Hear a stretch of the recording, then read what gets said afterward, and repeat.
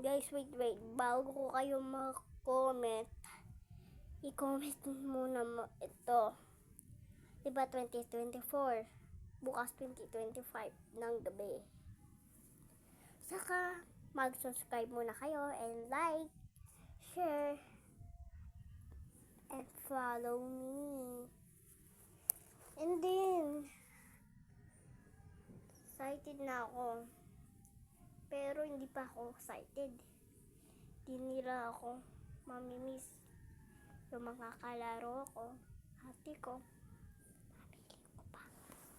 Okay, magbablog ako pag New Year na. Okay? Bye! Ay, hindi pa ako bababay.